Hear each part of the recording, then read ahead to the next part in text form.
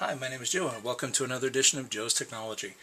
Today I'm assembling a small gaming system based on an Intel i3-4150, which is a very popular processor for a little light productivity, a little light gaming. You know, it's a pretty good value for the money. You know, at the time that I picked mine up, it was on sale for $100 for the CPU. They've since then gone up in price, and they may go down again. You can check and see what the current prices are, but when I saw it for $100, I couldn't resist.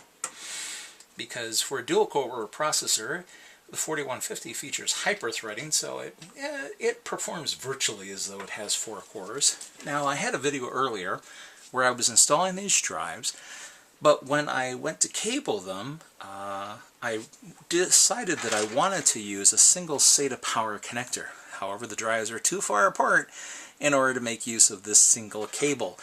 So I've moved the drives closer to each other so that I could take advantage of that. I'm trying to use the fewest amount of cables as possible so that there's upgradability with ease in the future. Instead of having individual cables all over the place used to hook up a single device, make use of the DAISY features.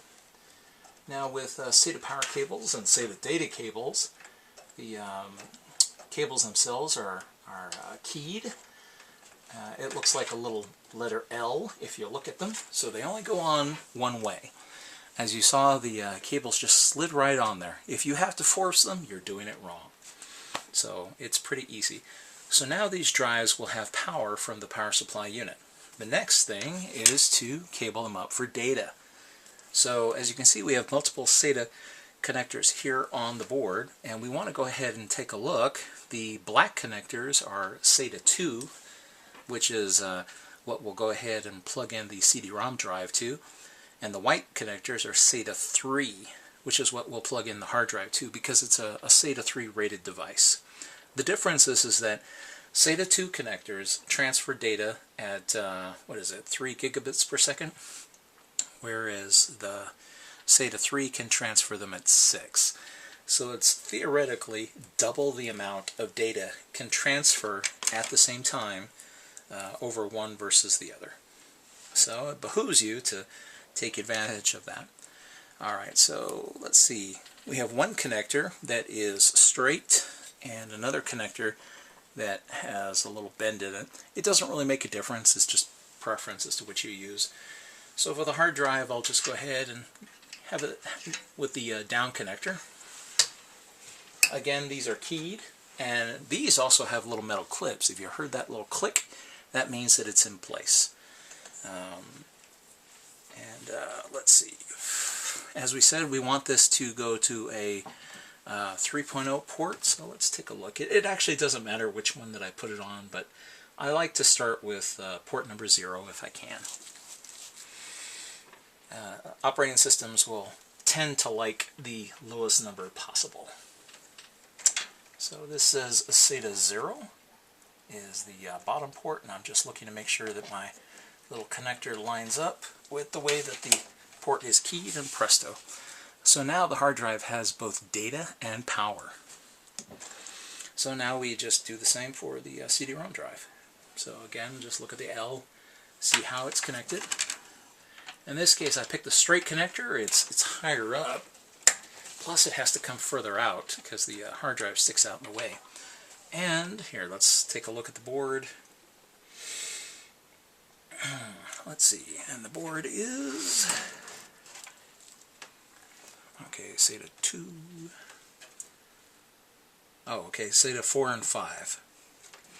Alright, so the black connector to the outermost is SATA 4, and the L is towards the top. So that means the cable goes in like so. And you hear the click and it's home. That's pretty much it. So now we have data and power for our drives. This still leaves us a whole lot of extra connectors. So what else could we possibly use them for? Well, one of the things that we're going to use them for is the GPU. Now, you could use this computer just the way it is. It comes with Intel HD graphics, the 4400 series. However, for video gaming, We need something a little more powerful. Oh yes. Now this is an older GPU. This is one that I upgraded to a 780 Ti. This is my old 660 Ti. So I'm going to give this as a gift to a friend of mine. So, you know, her computer, she's used to a GeForce GT210. So a 660 Ti, when your GPU weighs 4 pounds, it's a pretty good GPU. That's a good standard of measure, unofficially. So, looking at the back of this GPU, we notice that this is a 2-slot card. So we'll have to look on the board here, and there are expansion slots that have coverings in the back. Let's move this stuff out of the way. So down here are the 2 expansion slots that we need to remove the covers for. They're simply screwed on this case. So in the event that something happens or we changed our mind, we can always replace them in the future.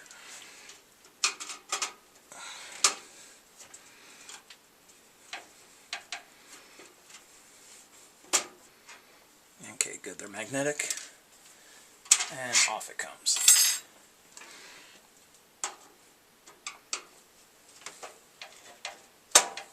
Whoops. Thought I had that lined up. Come on. It's hard to see. These screws are dark. Shadows in here. Whoops. Well, there comes that one. And I have the screw.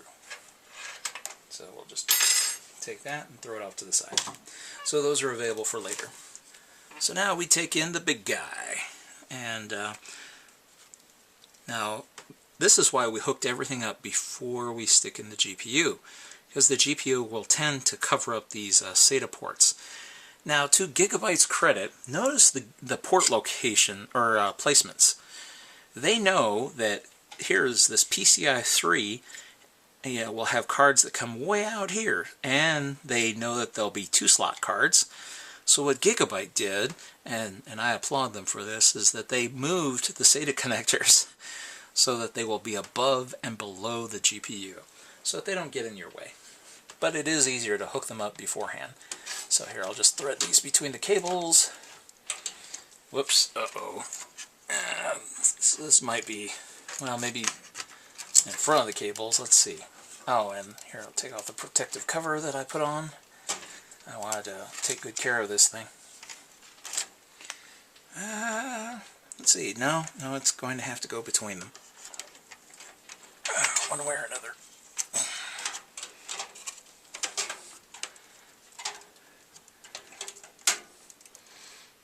This is going to be a challenge because of where I put that hard drive.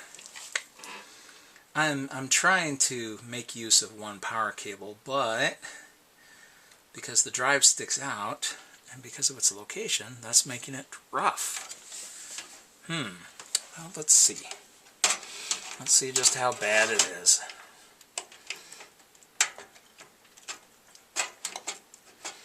So there's only one PCI 3 connector on this board. In fact, I selected this board specifically because it had a PCI 3 connector. Woo! That is snug. It just barely fits. Barely.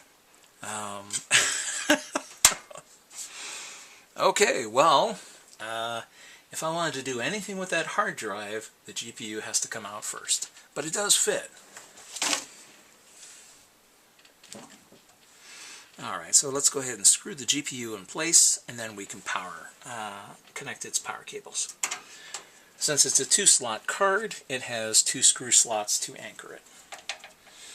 The PCI E 3.0 slot also has a little locking clamp, so if you go to remove this card, you need to depress the clamp in order to release it once you've taken these screws out.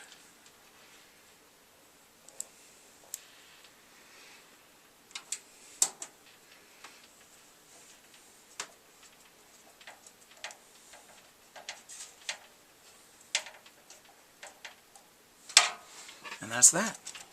So now we have a big GeForce GTX 660 Ti connected to this little modest little i3 4150. So although it's a small little processor and it's modest, it's not too expensive, connected to this GPU it should perform like a champion. Most games are going to be able to be played on high or even ultra settings, depending on which ones you play. I happen to know that the friend of mine that will pick this machine up here shortly, when I send it over by UPS, will be playing a lot of World of Warcraft, hopefully with me.